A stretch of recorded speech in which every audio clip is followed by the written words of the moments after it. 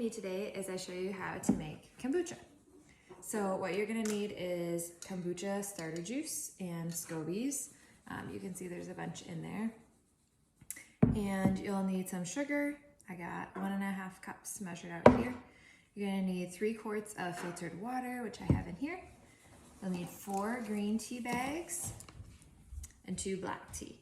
So kombucha takes a little while for it to ferment and brew, but we're gonna do the first step together today. So the first thing you're gonna do is turn your heat on, add your sugar, and then you're gonna mix this together until all of the sugar is dissolved.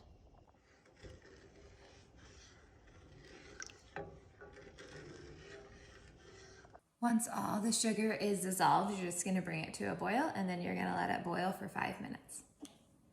After it's been boiling for 5 minutes, you're gonna turn the heat off, remove it from the heat, and you're gonna add all of your green tea and your black tea bags and let those steep for 10 minutes.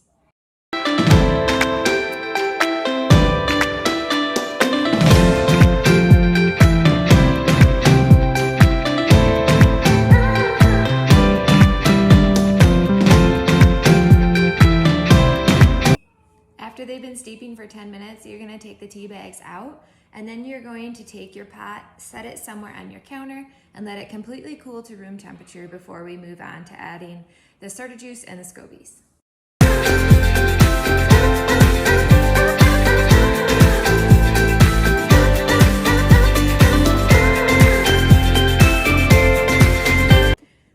Now it's time to add the starter juice and the scobies to the brewed tea that's been cooling. So when I do that, I like to add it to 2 half-gallon jars. Sometimes there's a little bit extra, so I have a couple of quart jars on hand just in case I have more than what will fill the 2 half-gallon jars.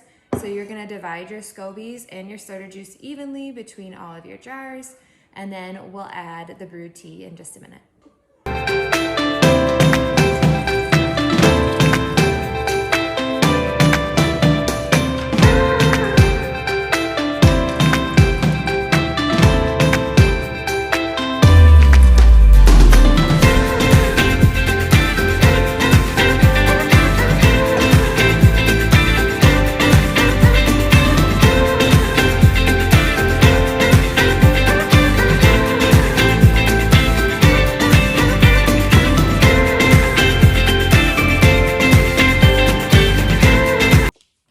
Okay, now that our kombucha, the tea part of it, has cooled to room temperature, we're gonna transfer it into these jars that have the starter juice and the SCOBE. So you're simply just ladling it in here. I'm gonna turn this so the handle's on the side. And you're just gonna fill up all of the jars that you have prepared. Okay, so if you're anything like me, you spilled a bunch, so clean up the sides and your counter. And now we're just going to take coffee filters. So this is the one that I had on my starter juice, but you're just gonna take a coffee filter and the lid, the ring, and I just screw this right on here.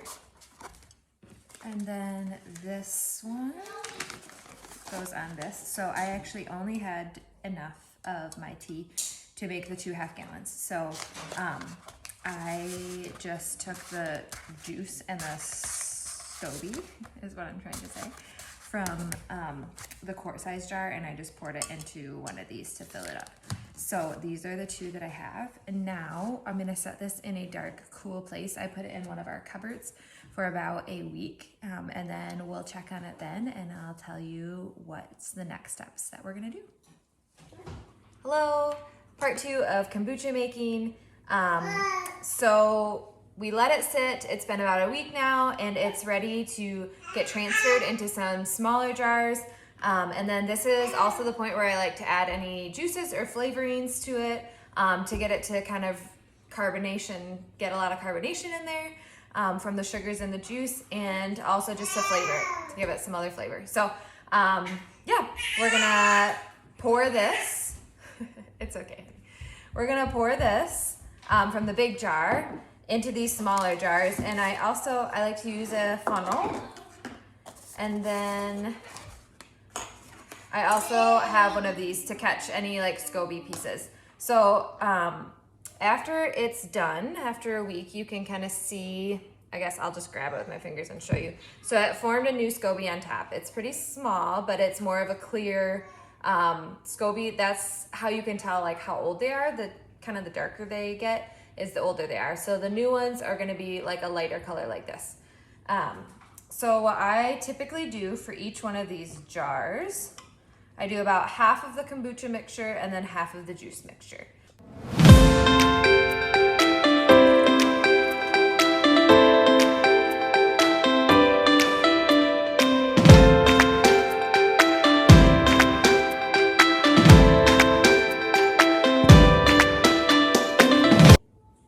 Okay, so once you have it, this is a little over half, that's okay. It's just kind of like a rough, I do around half. So once you have half of your jar filled, then you can choose whatever type of juice you want to do. So this time I'm doing pomegranate juice, which is really delicious.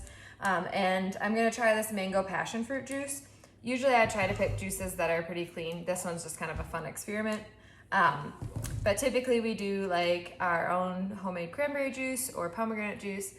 Something that's kind of a cleaner choice. But so then I'm just gonna finish filling this jar.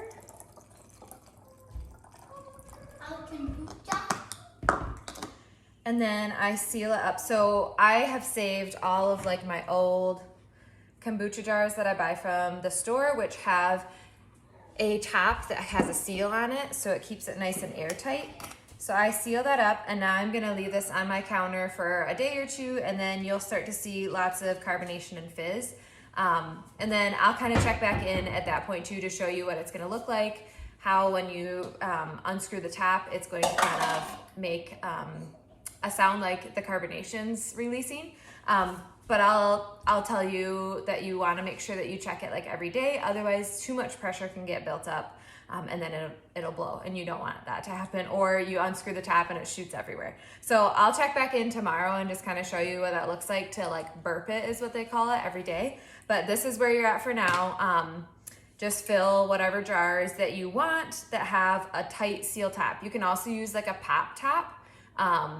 That works great too. Whatever you want to do. We just like them in these smaller jars because they fit better in our fridge. So that's kind of where we're at. Fill your jars with half kombucha, half of your juice, seal them up, and then set them on your counter, and we'll check back in tomorrow.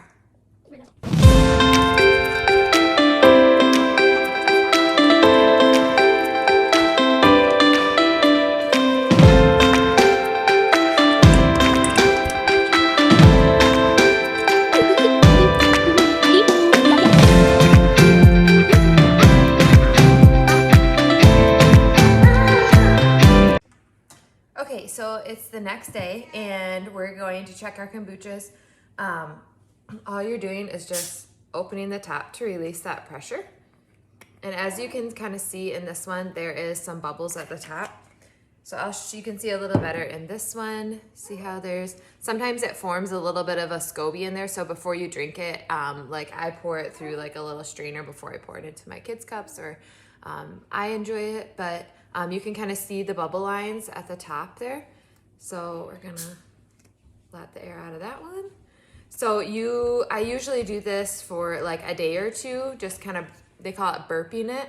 And then I transfer it to the fridge, so it does keep some of the carbonation because you want it to still be some carbonation when you drink it. So I'm gonna transfer these and the rest of them to the fridge, and that's how you make kombucha.